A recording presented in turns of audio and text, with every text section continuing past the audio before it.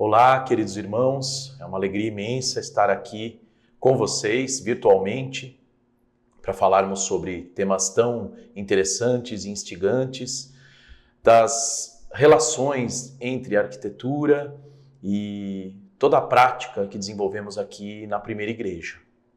Esta aula é a primeira de uma dupla de aulas em que nós vamos falar exatamente sobre todas as questões relacionadas ao espaço, a percepção do espaço e a maneira como esse espaço e os ambientes influenciam no comportamento das pessoas que frequentam esses lugares. O tema dessa aula, o título dessa aula é Arquitetura e Reverência, o poder do espaço e seus reflexos nas atividades e na percepção humana. Essa série de aulas, ela faz parte das comemorações dos 160 anos da Primeira Igreja Presbiteriana Independente de São Paulo, a nossa igreja, a Catedral Evangélica de São Paulo. Eu já começo aqui a reflexão, né, pela expressão que nos define, Catedral Evangélica de São Paulo. A monumentalidade do nosso templo talvez seja exatamente um dos motivos que nos leva e que nos levou a ser conhecidos por Catedral Evangélica de São Paulo. Nós vamos conversar e vamos refletir um pouco sobre a importância do espaço de culto e a influência da arquitetura para a reverência e o respeito nos templos religiosos. Nossa igreja é uma igreja que tem uma tradição muito bonita aqui no Brasil e no mundo pela beleza, né, dos templos relacionados à denominação presbiteriana. E é sobre isso que nós vamos conversar um pouco, brevemente, numa reflexão, e que esta reflexão possa nos inspirar e possa instigar a pensar melhor os nossos espaços, do mais simples ao mais suntuoso, mas também nos orientar sobre quais são as questões que fazem de um espaço ideal para o culto, para a adoração. Começo a nossa reflexão aqui com esse trio de imagens, né? São imagens chocantes, né, se a gente prestar atenção nelas. Essas imagens são de um templo que um dia foi uma igreja metodista em Nova York, nos Estados Unidos. Hoje ele é a residência, né, esse espaço é a residência de um artista. Essas imagens chegaram a mim num rápido scroll de Instagram. Eu sigo alguns perfis de jornais internacionais, um deles é o perfil do The New York Times, o jornal, e me chamou muita atenção esse carrossel de imagens que apareceu, né, ali. Eu falei, puxa, mas do que se trata isso? E aí fui ler os comentários e fui ler a legenda, né, disso. E o título do post era A Igreja do Século XIX chamada de lar por um artista, né? Obviamente o título estava em inglês, aqui é uma tradução livre minha, mas isso me chamou muita atenção. Eu até reproduzi aqui num tablet para vocês terem uma ideia mais ou menos como isso apareceu para mim, né?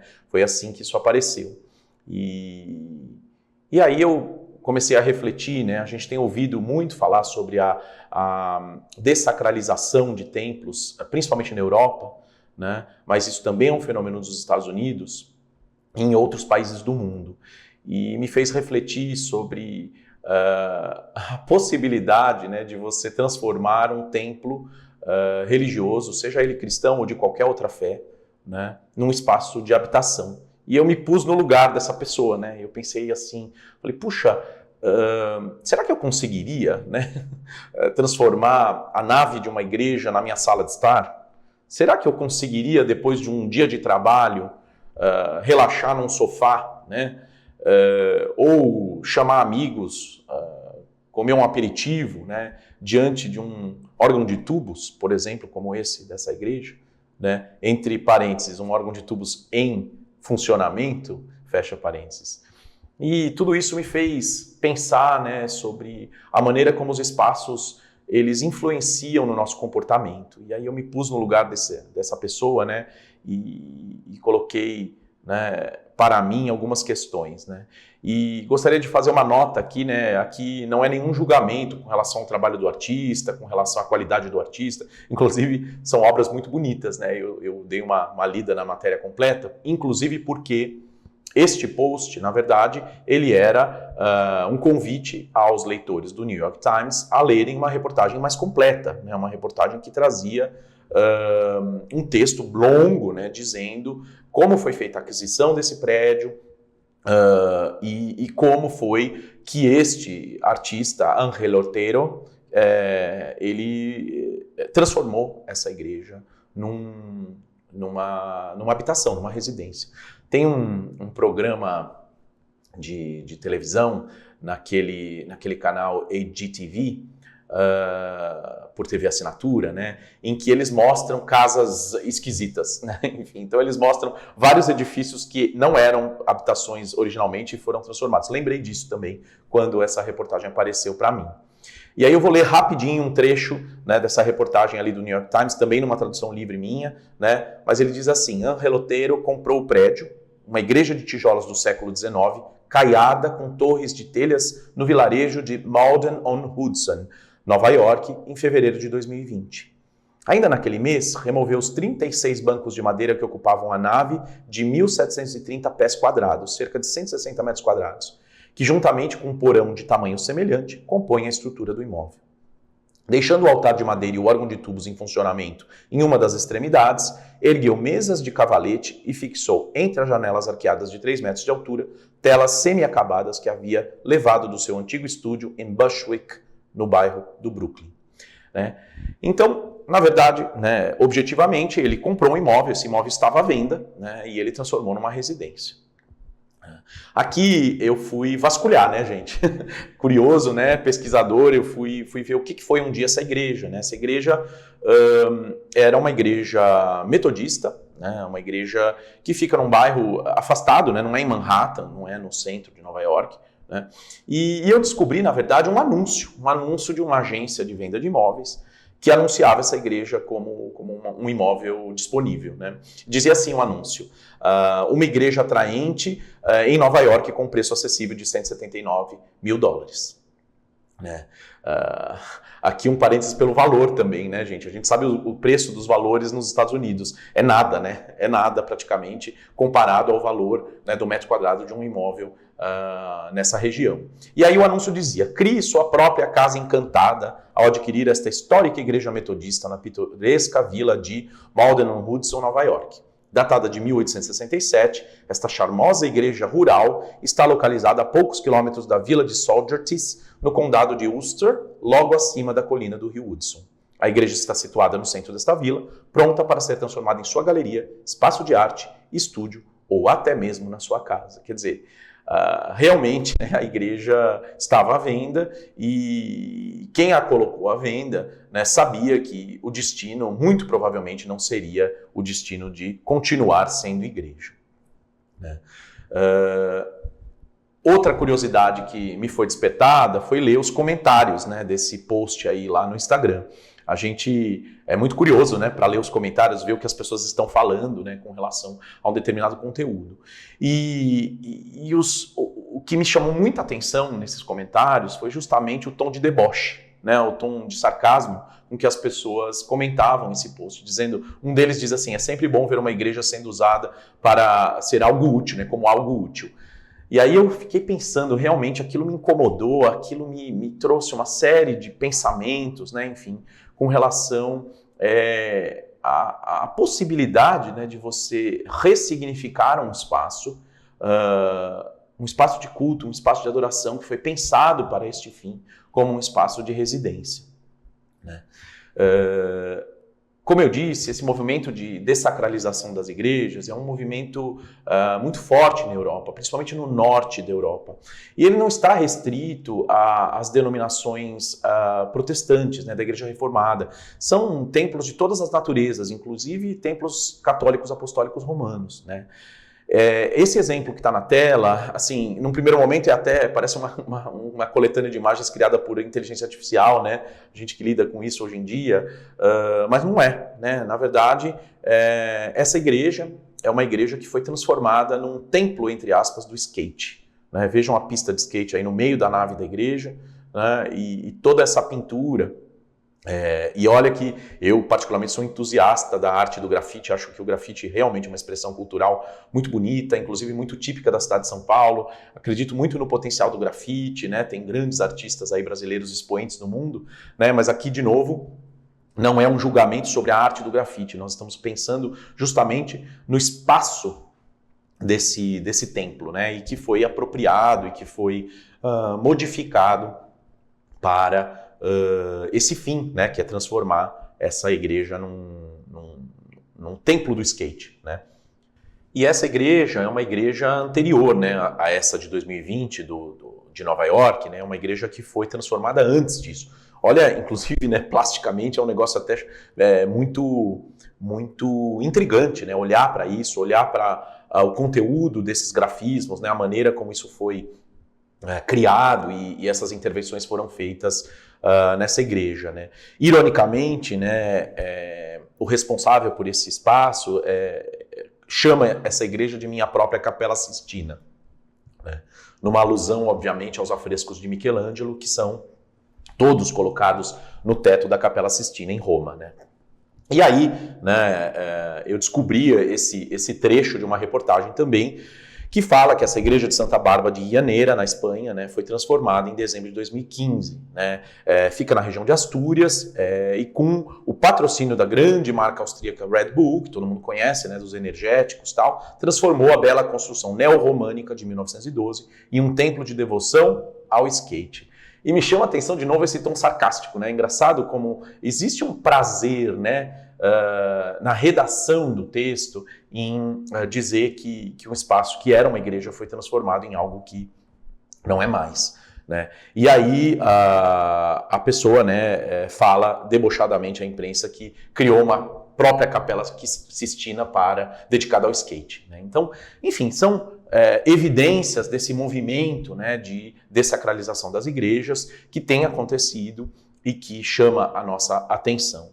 Recentemente eu estive na cidade de Leeds, na Inglaterra, e vi não um, mas vários templos anglicanos, inclusive, que deixaram de ser e viraram bibliotecas municipais, viraram museus, galerias de arte, né? Enfim, um movimento que realmente é evidente, né? E está acontecendo em toda a Europa e também nos Estados Unidos. E todas essas reflexões, meus irmãos, elas vão nos trazendo memórias, né? Memórias de um repertório, de uma trajetória, né? E de experiências que vivemos na vida, né?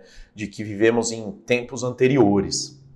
Eu lembrei aqui de uma experiência que nós tivemos, eu e meus pais, o ano era 2014, exatamente, quando nós estivemos em Miami para fazer uma série de cumprir uma agenda de compromissos que nós tínhamos ali, e eu fui procurar conhecer a igreja presbiteriana em Miami.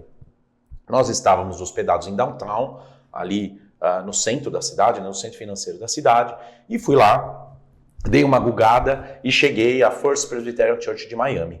Né?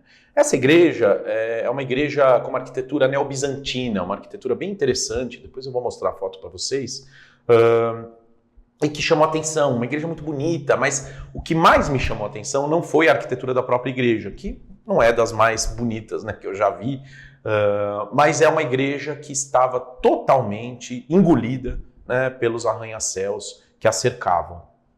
E aí eu me lembrei de um trecho, né, do livro Uma Fé Pública, do teólogo e professor de Yale, o croata Miroslav Volf, né, que diz assim, abre aspas, uma sensação de crise afetou muitas comunidades cristãs no Ocidente.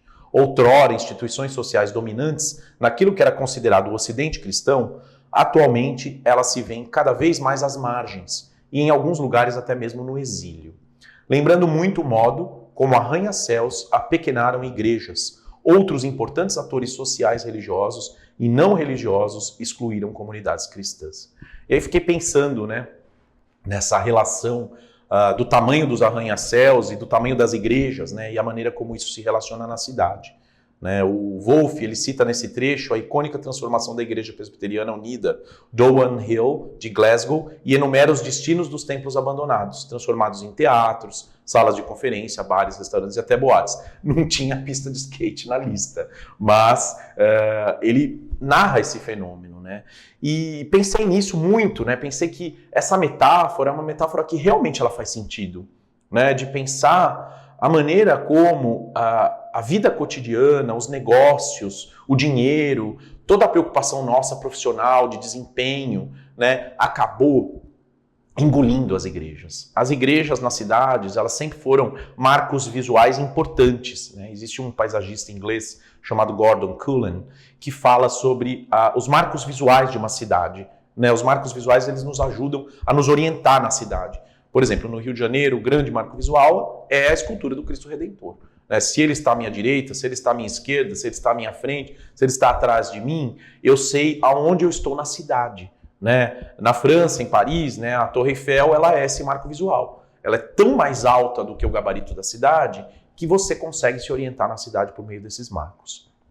Em São Paulo, especificamente, em Miami Downtown, no exemplo que eu dei da igreja, essa questão ela fica muito evidente de que realmente os prédios eles engoliram as igrejas, E essa metáfora ficou na minha cabeça, eu fiquei pensando de que maneira eu podia incorporar isso na nossa reflexão, E lembrei da foto, do exemplo lá de Miami. Vejam a igreja, a igreja ela foi totalmente engolida, ela foi totalmente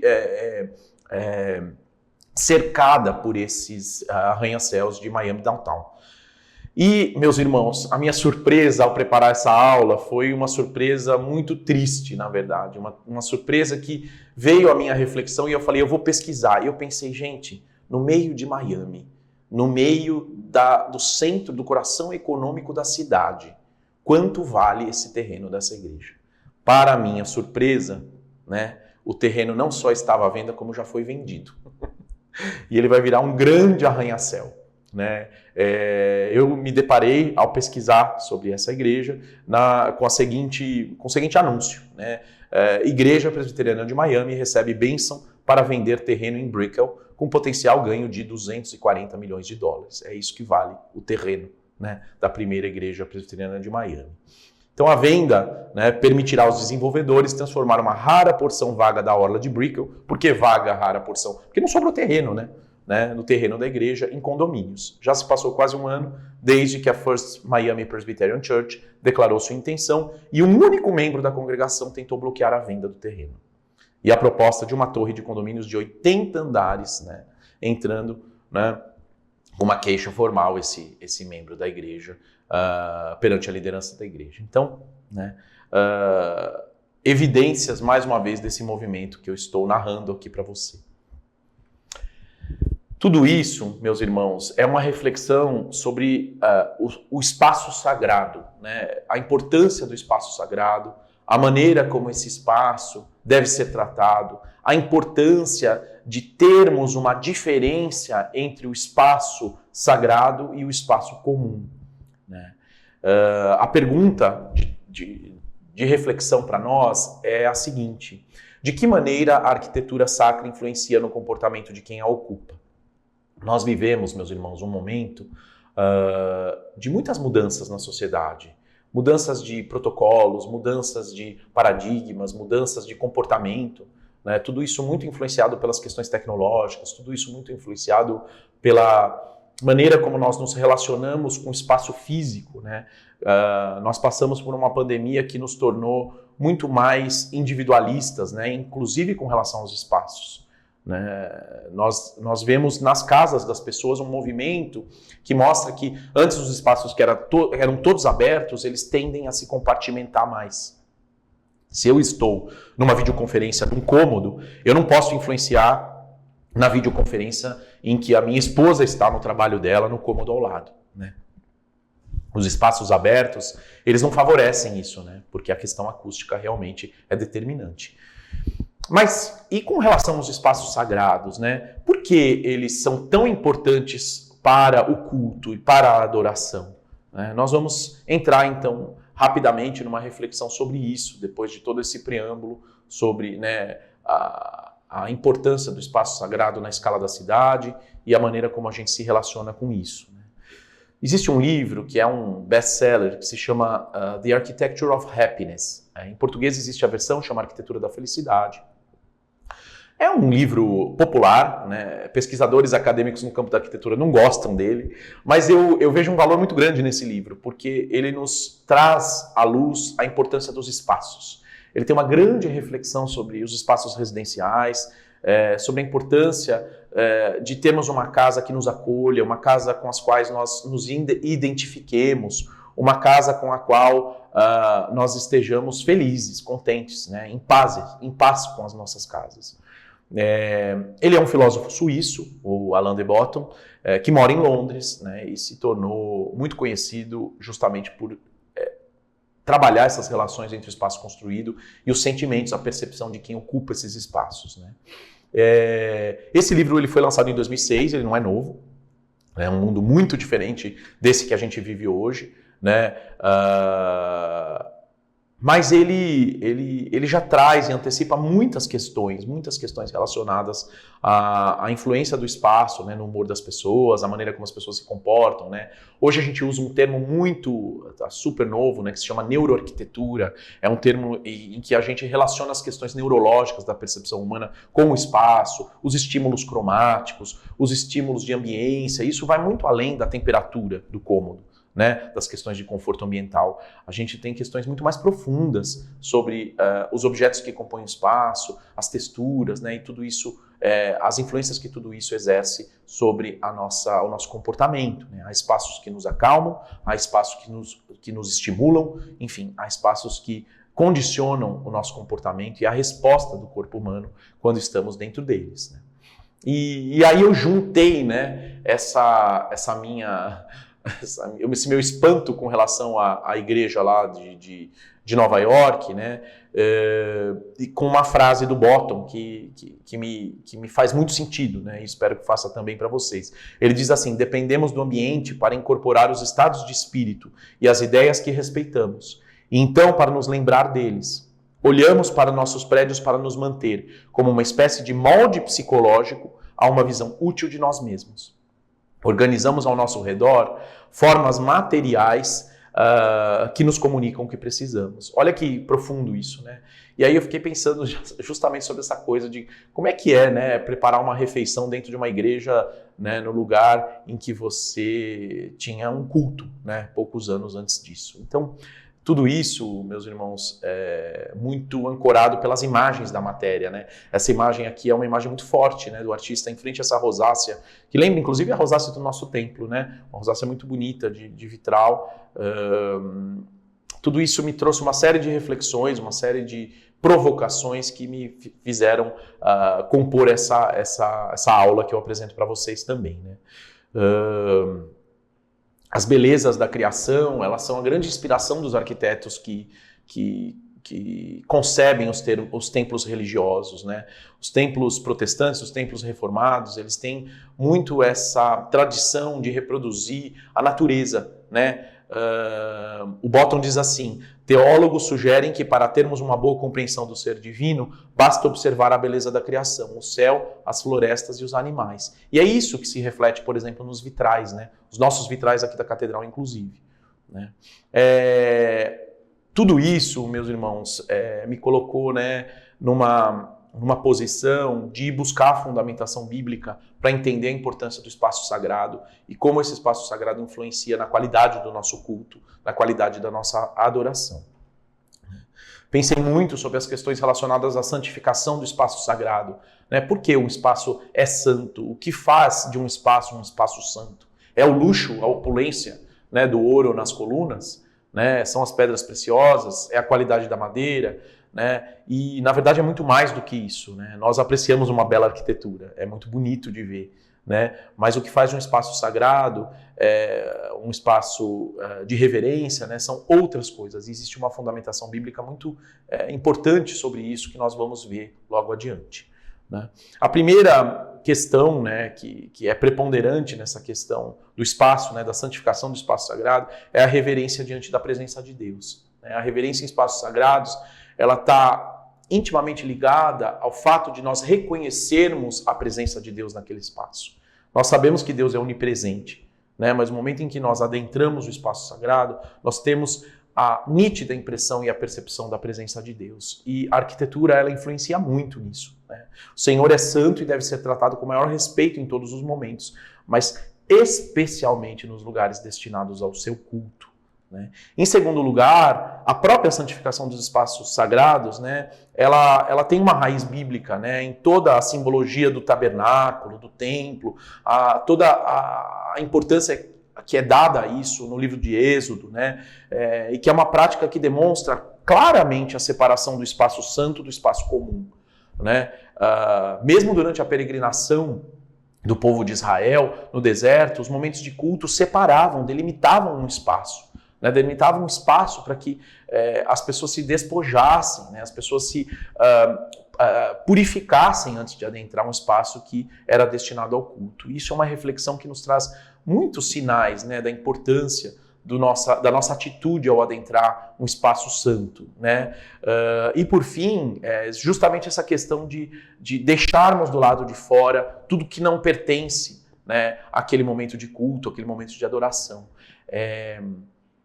Simbolicamente, o átrio da igreja, né, o átrio do templo, ele é exatamente essa câmara de preparação, né? Ele é um espaço que não é o templo ainda, mas ele já não é mais um espaço externo. Ele é uma câmara que liga o espaço sagrado ao espaço mundano, ao espaço da cidade.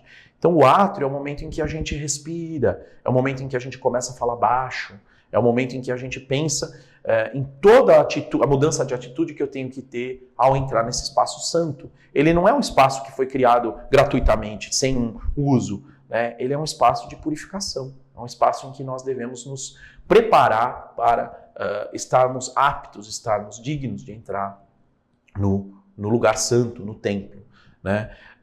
E a fundamentação bíblica, né, dessa reverência diante da presença de Deus, que é instigada por essa arquitetura, que é provocada, né, ela é muito clara, né, tanto no Antigo Testamento quanto no Novo Testamento. Eu vou ler esse trechinho de Êxodo 3:5, que diz assim: Então Deus disse, não te chegues para cá, tira as sandálias dos pés, porque o lugar em que estás é terra santa.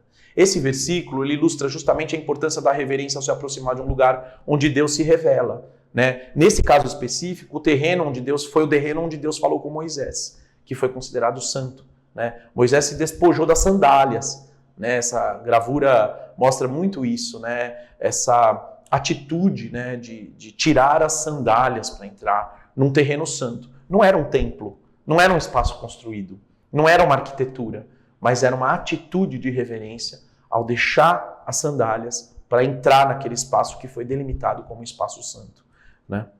A segunda reflexão vem de Levítico 10:3, que é um trechinho que diz assim: E disse Moisés a Arão, isto é o que o Senhor falou, dizendo, serei santificado naqueles que se chegarem a mim e serei glorificado diante de todo o povo.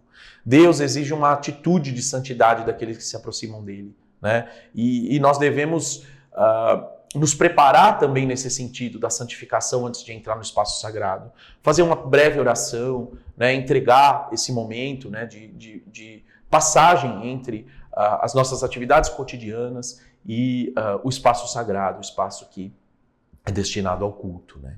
E por fim, nessa tríade de textos aqui, eu coloco o Salmo 29, versículo 2, né?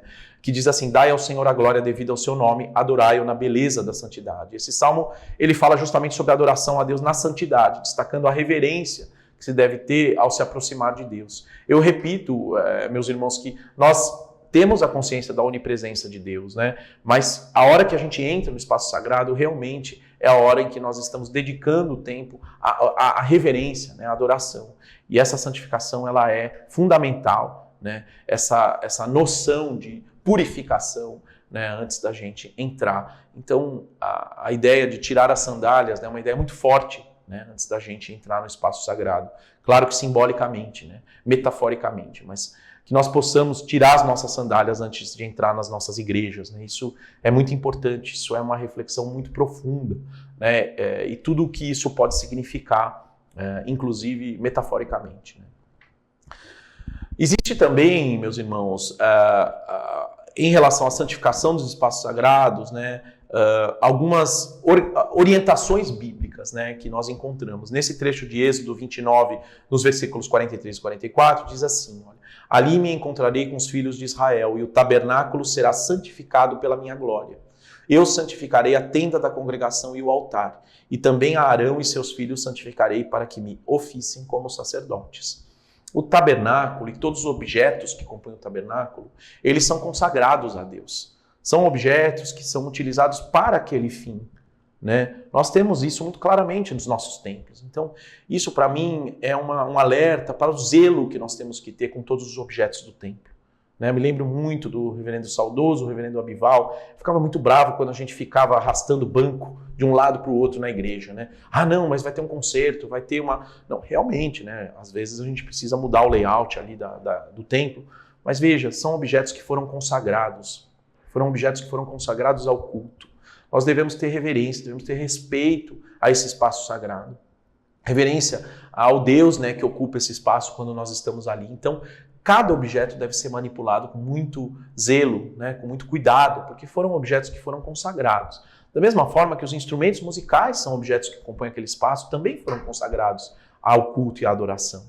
Por isso o nosso zelo, por exemplo, aqui na Comissão de Música, Liturgia e Eventos da Igreja, a controlar, né, a analisar todas as propostas de eventos para que sejam condizentes com o espaço sagrado, para que sejam repertórios, para que sejam práticas, que sejam coerentes com a nossa fé, né? Enfim, e tudo isso muito alinhado e em muito respeito ao espaço que foi consagrado para o culto, né?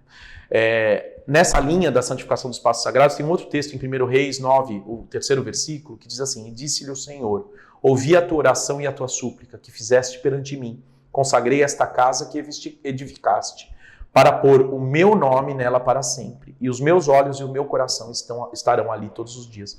Isso é uma promessa, né, de Deus quando foi consagrado o Templo de Salomão. O próprio Deus reconhece, né, a consagração desses espaços ao culto que nós prestamos a Ele próprio. Então, veja como, né, na gravura aí que vocês veem na tela, nós temos a imagem, né, de uma representação do Templo de Salomão e essa referência na consagração desse espaço.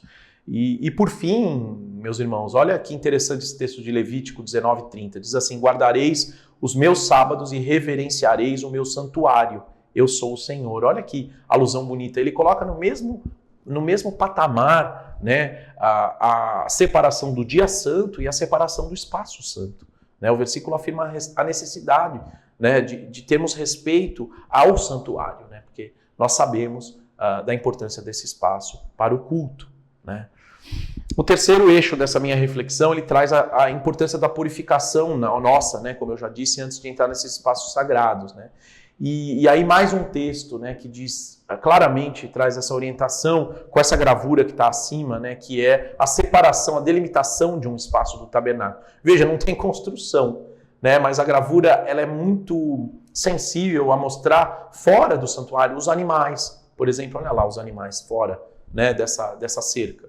Né? E a limpeza, né, da parte interna, que foi separada, uma pequena porção de terra para o espaço do tabernáculo. Né? Diz assim o texto, faze uma bacia de bronze, com o seu suporte também de bronze para lavarem, e a puseras entre a tenda da congregação e o altar, e ali lavarão as mãos e os pés, para que não morram. Olha que simbólico, né? Essa bacia com a água, ela era a bacia para as pessoas que estavam caminhando ali na areia, na terra, né? Ficarem limpas antes de entrar no espaço. Existia uma expressão muito bonita, antiga, que falava assim, que dizia assim, não, hoje eu estou com roupa de domingo. O que é a roupa de domingo? A roupa de domingo é a minha melhor roupa, que é a roupa que eu vou à igreja. Né? Não é a roupa mais cara, porque a roupa de um pode custar 20 vezes mais do que a roupa do outro.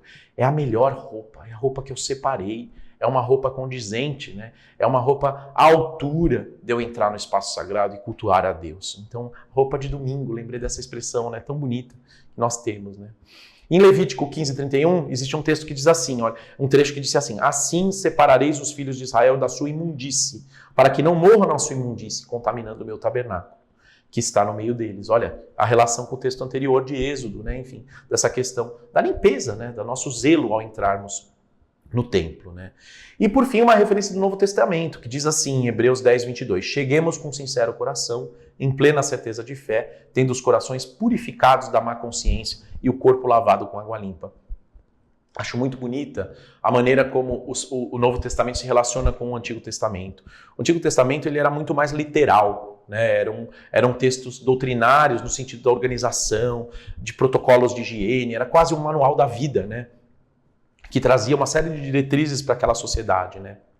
Agora aqui a gente tem a questão da purificação interna nossa. Então, mais uma metáfora muito bonita, né? Que esse ato de lavar as mãos e lavar os pés, ele tem que acontecer hoje em dia de uma maneira diferente, né? Uma maneira interna, uma maneira de uma purificação interna antes da gente entrar nesses espaços. E tudo isso, meus irmãos, traz para nós uma reflexão sobre o nosso comportamento nesse espaço sagrado. Né? A Bíblia nos ensina como as pessoas devem se comportar ao estarem nesses lugares. Né? O culto a Deus ele deve ser realizado com reverência e ordem. Né? A organização desse culto ela está intimamente relacionada à organização e ao pensamento desse espaço. Né? Nós temos o Ministério de Ação Social e Diaconia. Né? Uma das funções dos diáconos, das diaconisas, é justamente manter a ordem no templo. Eu acho tão bonito quando a gente tem toda aquela organização em processional, em recessional, né? Quando os presbíteros, por exemplo, distribuem os elementos da Santa Ceia, eles voltam todos juntos. Né? Isso tudo é a organização que o próprio espaço, a maneira como o mobiliário está disposto, né? Nos faz ter ao estarmos nesse espaço. Né? O Salmo 95, versículo 6 diz assim, ó vinde, adoremos e prostremo-nos, ajoelhemos diante do Senhor que nos criou. Né? A atitude de ajoelhar, né, ela é muito clara. Né? Em muitos templos protestantes nós temos o genuflexório, né, que é aquele espaço na parte posterior dos bancos em que nós ajoelhamos no chão. Né? Essa é uma prática que eu acho muito bonita, ela não pode ser banalizada, mas ela, quando é feita no momento apropriado, no momento litúrgico apropriado, ela é muito simbólica, é uma reverência. É um momento em que a gente pode contemplar aquele pé direito alto do templo, né? E ver a imensidão dessa arquitetura, né? Especialmente a arquitetura da Catedral Evangélica, né? Que nos faz a ambiência necessária, né? Nos convida a ter essa atitude de ajoelhar diante de Deus. Né? Em 1 Coríntios 14, 40, existe essa frase que diz, mas tudo seja feito com decência e ordem. Né? A arquitetura dos espaços sagrados, ela nos ajuda a manter a ordem, ela nos ajuda a manter o espaço organizado. Né? E é assim que Deus espera que o nosso culto seja, um culto organizado. Não um culto no improviso, um culto caótico, um culto, né, um coelho tirado da cartola. Não é isso que nós esperamos. Nós esperamos um culto que seja pensado na sua melhor forma, na sua melhor coerência, em todos os seus momentos. E o espaço sagrado ele está intimamente relacionado. Né? Nós, do Conselho da Catedral, quando nós recebemos novos membros, nós perguntamos aos novos membros os motivos que os levaram a optar por se juntar oficialmente à nossa comunidade. Muitos deles apontam a arquitetura do nosso templo como um elemento decisivo para essa escolha. E isso me enche de alegria, né? Porque muitas gerações dedicaram seus esforços financeiros e braçais para que esse templo existisse. Né? Então, isso tudo, né, para nós é uma reflexão e traz para nós também um pensamento no próprio exemplo que Jesus nos dá, né, conforme os registros bíblicos, da sua atitude no templo. Jesus demonstrou reverência pelos espaços sagrados. Né? Mas ele nos ensina, acima de tudo, as questões metafóricas que isso nos trazem, que é a questão da santidade interior. Né? A metáfora, né, do corpo como o templo do Espírito Santo. Qual é essa metáfora? É uma metáfora arquitetônica. Né? Nós, arquitetos, gostamos disso. Né? O templo do Espírito Santo, quer dizer, o nosso corpo abriga o Espírito Santo, da mesma maneira que os santuários abrigam a presença de Deus, do Deus Trino. Né? Olha que bonita essa metáfora. Né? Esse espaço sagrado que foi pensado para o culto, né? Foi espaço pensado para ser preenchido com essas atividades. E eu vou encerrar, meus irmãos, com esse texto de Mateus 21, versículos 12 e 13, que diz assim: E Jesus entrou no templo de Deus, expulsou todos os que vendiam e compravam no templo, e derrubou as mesas dos cambistas e as cadeiras dos que vendiam pombas, e disse-lhes: Está escrito, a minha casa será chamada casa de oração, mas vós a tendes feito covil de ladrões. Eu quero deixar muito evidente essa palavra de Jesus, queridos, para que os nossos templos sejam espaços de culto e não espaços de venda, para que os nossos templos sejam espaços de adoração e não espaços de trocas, espaços de barganhas, né? O templo é o espaço que abriga os membros de igrejas que são sérias e dedicadas ao culto e adoração a Deus. São igrejas que realmente têm como a sua principal missão a proclamação do Evangelho de Jesus Cristo, a adoração a Deus e o reconhecimento da onipotência desse Deus, que é o Deus no qual nós cremos. Muito obrigado, meus irmãos. Eu deixo essa imagem da nossa igreja, só como spoiler da nossa próxima aula, que vai falar exatamente sobre os detalhes desse templo tão bonito, do porquê dessa tradição das igrejas reformadas no Brasil não ser uma tradição muito evidente em termos arquitetônicas e várias outras questões aí relacionadas à arquitetura da nossa igreja especificamente. Deixo também a bibliografia para os irmãos que quiserem se aprofundar, os livros todos aí que eu usei para essa reflexão. Estou à disposição de todos os irmãos que queiram discutir o tema, de que queiram se aprofundar, de que queiram tirar dúvidas em qualquer oportunidade aí no futuro. Um abraço a todos e até breve.